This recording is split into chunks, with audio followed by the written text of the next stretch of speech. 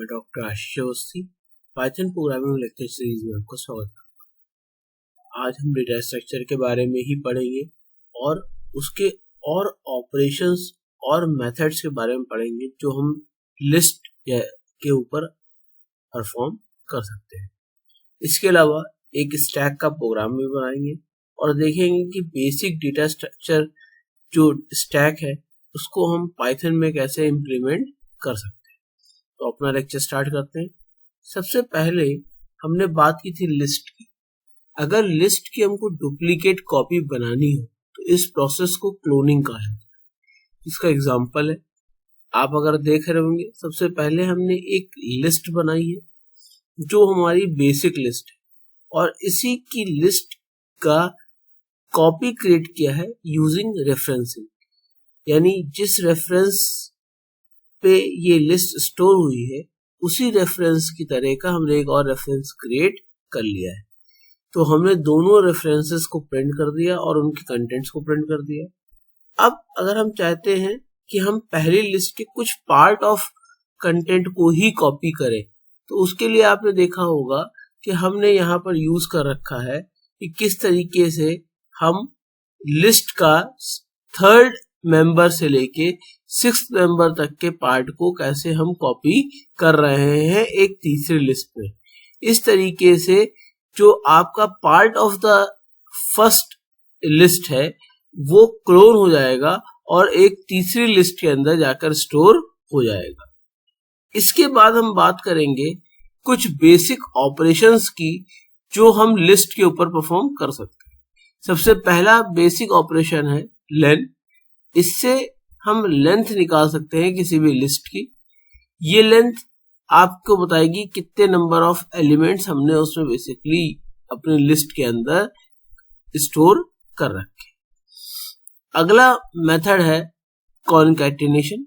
ये दो अलग अलग लिस्टों को ज्वाइन करने के लिए यूज किया जाता है और इसका जो सिंबल होता है वो सिंपली प्लस ऑपरेटर होता है। इसका एग्जाम्पल भी आप देख रहे होंगे कि हमने दो अलग अलग लिस्ट ली और दोनों लिस्ट के बीच में प्लस ऑपरेटर को यूज किया, तो जो रिजल्टेंट आएगा वो हमारा एक कॉनकैटिनेटेड लिस्ट आएगा। हम लिस्ट के सारे एलिमेंट्स को जितनी बार चाहें उतनी बार प्रिंट करा सकते हैं। इसके लिए रिपीटिशन ऑपरेशन का यूज किया जाएगा। आपको उससे पहले ही बात हो चुकी थी कि जैसे भी किसी स्ट्रिंग में अगर आप मल्टीप्लिकेशन का साइन यूज करते हैं या मल्टीप्लिकेशन ऑपरेटर यूज करते हैं तो वो उतनी बार वो चीज प्रिंट हो जाती है। यही काम लिस्ट में भी है। अगर लिस्ट में भी आप मल्टीप्लिकेशन ऑपरेटर का यूज करेंगे तो वो लिस्ट उतनी बार रेप्लिकेट हो जाएगी। इन और नॉट इन दो मेंबरशिप ऑपरेटर होते हैं। ये चेक करते हैं कि वो वैल्यू उसमें लाई कर रही है या नहीं लाई कर रही है। अगर आप इन ऑपरेटर यूज करते हैं तो इन ऑपरेटर चेक करता है कि जो वैल्यू है वो लिस्ट में प्रेजेंट है या नहीं।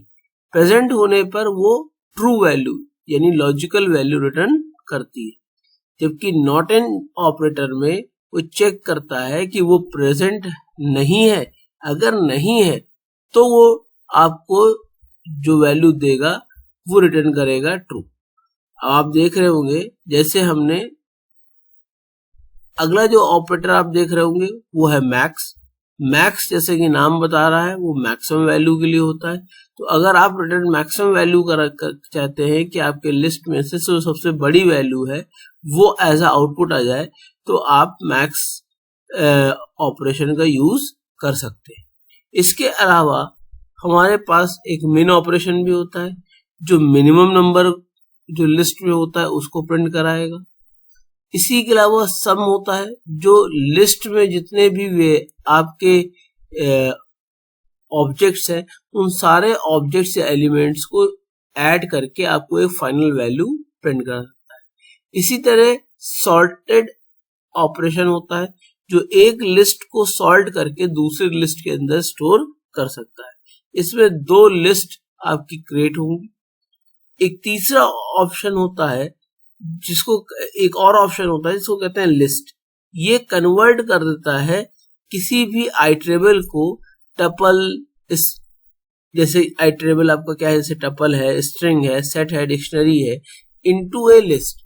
तो अगर जैसे मान लीजिए एक स्ट्रिंग है हेलो, हम चाहते हैं इसका HELLO यानी जो इसके एलिमेंट्स है वो एक सेपरेट लिस्ट में स्टोर हो जाए, तो हम लिस्ट ऑपरेशन का यूज करेंगे। अब हम ऑपरेशंस के बाद कुछ मेथड्स का बारे में बात करेंगे कि कौन से मेथड्स हम लिस्ट के ऊपर यूज कर सकते हैं। तो सबसे पहला मेथड होता है अपेंड। अपेंड किसी भी एलिमेंट को लास्ट ऑफ द लिस्ट में यानी last element of the list में ऐड करने के लिए यूज किया जाता है। अगर आप इंसर्ट को यूज करते हैं और वो लिस्ट की लेंथ के यानी इंडेक्स, उसकी जो सबसे आखिरी इंडेक्स है उसमें उसको ऐड करता है, तो लिस्ट और अपेंड एक ही तरीके से काम करते हैं। लिस्ट डॉट अपेंड और उसके अंदर ऑब्जेक्ट का नाम, और जैसे कि एग्जांपल दिखा रहा है कि हमने जो 7 एलिमेंट है यानी 7वां जो एलिमेंट है वो लिस्ट में अपेंड किया है, तो आउटपुट आपको जब आएगा तो एक कॉनकैटिनेट स्ट्रिंग आई जाएगी जिसमें आपकी पहली स्ट्रिंग और जो लास्ट नंबर आपने ऐड किया है वो भी उसमें ऐड होकर आ जाएगा, मींस अपेंड होकर आ जाएगा। अगर हमें काउंट करना है कि कोई पर्टिकुलर ऑब्जेक्ट कितनी बार हमारी लिस्ट में अपीयर हुआ है, तो उसके लिए काउंट मेथड का यूज करते हैं। इसके अलावा अगर हमें रिटर्न करना होता है कि पहली अकरेंस उस ऑब्जेक्ट की लिस्ट में कहाँ है, तो उसके लिए हम इंडेक्स का यूज करते हैं। ये आपको वैल्यू एरर नाम की एरर भी देगा अगर वो ऑब्जेक्ट वहां पर एग्जिस्ट नहीं कर रहा। मान लीजिए आप कोई ऑब्जेक्ट को काउंट कर रहे हैं और वो ऑब्जेक्ट लिस्ट में है ही नहीं, तो वो आपको एक एरर देगा जिसको कहेंगे वैल्यू एरर। अगला अगर आप देखिए तो इंसर्ट होता है। इंसर्ट ऑब्जेक्ट के अंदर आपको बताना पड़ता है कि किस इंडेक्स पे आपको ऑब्जेक्ट को इंसर्ट करना है। जैसे एग्जांपल आप देख रहे होंगे, हमने एक नम लिस्ट नाम की एक लिस्ट क्रिएट की और उसमें हमने इंसर्ट मेथड का यूज किया और थर्ड इंडेक्स पे हमने 100 को ऐड किया। तो आप देखेंगे कि 0, 1, 2 और थर्ड पे 100 ऐड करके, यानी लिस्ट में हमको अगर कहीं बीचों बीच या कहीं शुरुआत में किसी चीज को इंसर्ट करना है तो हम इंसर्ट का यूज करेंगे, और अगर हमें बाय डिफॉल्ट लास्ट में ऐड करना है तो हम अपेंड का यूज करेंगे। यही डिफरेंस है इंसर्ट और अपेंड मेथड में। अगर हम रिमूव करना चाहते हैं किसी भी ऑप्शन को, किसी भी मैथ एलिमेंट को, तो उसके लिए पॉप ऑप्शन का यूज करेंगे। अगर लिस्ट डॉट पॉप करके हम कोई इंडेक्स नहीं देते हैं तो by default last element pop हमारा होगा, नहीं तो जो इंडेक्स हमने बता रखी होगी उस इंडेक्स पे जो भी वैल्यू आ रही होगी वो पॉप हो जाएगी, यानी लिस्ट से रिमूव हो जाएगी। रिवर्स मेथड जैसे कि नाम बता रहा है कि पूरी लिस्ट को रिवर्स करने के लिए इस्तेमाल किया जाता है। इसमें आपने जो भी लिस्ट बना रखी होगी, अगर आप उसको रिवर्स करना चाहते हैं, यहाँ सॉर्टिंग नहीं हो रही है, रिवर्स करना चाहते हैं तो आप रिवर्स मेथड का यूज कर सकते हैं। इसके अलावा हमारे पास रिमूव मेथड होता है। अगर आपको परमानेंटली किसी चीज को रिमूव करना है तो आप रिमूव का यूज करेंगे। रिमूव में हम ऑब्जेक्ट का भी बताते हैं किस ऑब्जेक्ट को हमको रिमूव करना है। जैसे कि आपकी एक लिस्ट हमने क्रिएट की, उसमें एक 0 एलिमेंट है, हम 0 ऑब्जेक्ट या एलिमेंट को रिमूव करना चाहते हैं, तो हमने नम लिस्ट के अंदर रिमूव और उसके अंदर उस एलिमेंट का नाम दे दिया है। अब आउटपुट आप देखेंगे तो वो एलिमेंट हमारा उस लिस्ट मेथड में से गायब हो जाएगा। इसी तरीके से अगर हम उसको सॉर्ट यूज करना चाहते हैं तो हम सॉर्टिंग के लिए भी सॉर्ट मेथड को यूज कर सकते हैं। यहाँ पर जो आपके पास रिजल्टेंट आएगा वो एक असेंडिंग ऑर्डर में लिस्ट आएगी। तो ये कुछ मेथड्स से, और भी मेथड्स होते हैं लिस्ट के ऊपर जिनको आप स्वयं एक्सप्लोर कर सकते हैं। इसके अलावा अब हम कुछ इंपॉर्टेंट बात करेंगे कि इंसर्ट, रिमूव और सॉल्ट, ये जो ऑपरेशंस होते हैं ये मॉडिफाई करते हैं लिस्ट। ये किसी रिजल्ट को आपको कहीं कोई रिजल्ट नहीं प्रोड्यूस करेंगे, ये आपको एक स्ट्रिंग के ऊपर ही ऑपरेशन परफॉर्म कर देंगे। तो अगर आप इनको प्रिंट कराएंगे तो हमें जो वैल्यू आएगी वो नन वैल्यू आएगी। ये डिजाइन प्रिंसिपल है।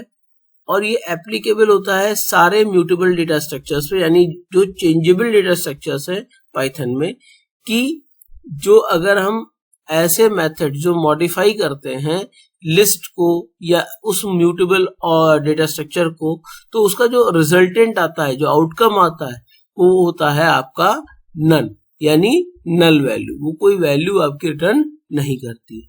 अब हम कुछ बेसिक ऑपरेशन जो हम कर सकते हैं डेटा स्ट्रक्चर में, जैसे कि सबसे पहला बेसिक स्ट्रक्चर अगर आप देख लीजिए तो स्टैक है।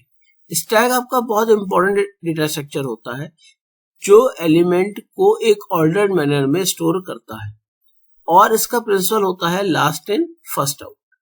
अगर आप देखेंगे, कभी आप किसी शादी में गए होंगे तो आपने देखा होगा प्लेटें एक के ऊपर एक रखी होती, तो आप कौन सी प्लेट पहले उठाते हैं? सबसे पहले जो इंसर्ट की गई होती है, यानी जो सबसे नीचे वाली प्लेट होती है, या सबसे लास्ट में रखी हुई प्लेट को आप यूज करते हैं? तो जैसे कि आप सबसे लास्ट में एंटर की गई हुई प्लेट को, यानी रखी गई हुई प्लेट को सबसे पहले इस्तेमाल करते हैं, उसी प्रिंसिपल को कहते हैं लास्ट इन फर्स्ट आउट। इसके अंदर बेसिकली 3 तरह के ऑपरेशन होते हैं, पुश, पॉप और पीप। पीप करंटली ये बताता है कि हम किस लोकेशन पे हैं और वहां पर कौन सा एलिमेंट हमको मिलेगा। पुश हम किसी नए एलिमेंट को, और पॉप किसी एलिमेंट को रिमूव करने के लिए यूज करते हैं। अब आप एग्जांपल देखेंगे, एक प्रोग्राम देखेंगे जिसमें हमने इन तीनों फंक्शंस जो स्टैक में यूज होते हैं पाइथन में, उसका यूज कर रखा है। अब अगर आप देखिए तो यहाँ पर हमने एक एग्जांपल ले रखा है।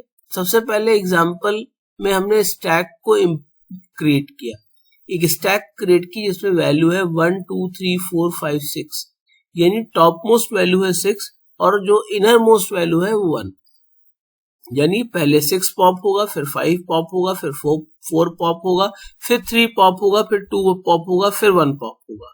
जो ओरिजिनल स्टैक है उसको हमने प्रिंट करा दिया।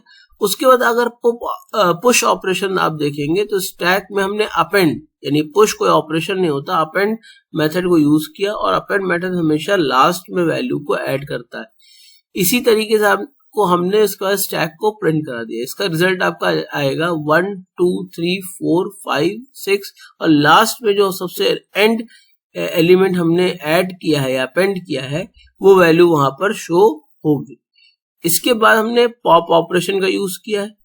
पॉप ऑपरेशन क्या करेगा? सबसे लास्ट एलिमेंट को पॉप आउट कर देगा, यानी आपको डिस्प्ले कर देगा, तो जो और रिमूव कर देगा। जब आप स्टैक को प्रिंट कराएंगे after the popping of element, तो आपका जो ओरिजिनल स्टैक था वो आपका वापस प्रिंट हो जाएगा। पीप ऑपरेशन के लिए कोई मेथड नहीं होता है। हमने सबसे पहले लेन निकाली, लेन क्योंकि 0 से शुरू होती है इसलिए हमने -1 करके जो करंट लोकेशन है उस पर जो एलिमेंट है उसको डिस्प्ले करा दिया है। तो ये आपके बेसिक 3 ऑपरेशन जो स्टैक सपोर्ट करता है, पुश, पॉप और पीप, आपके स्क्रीन पर उनके उदाहरण हैं, उनके एग्जांपल्स। अब आगे के क्लास में हम क्यू के बारे में पढ़ेंगे जो एक और इम्पोर्टेंट डेटा स्ट्रक्चर है। तब तक के लिए थैंक यू।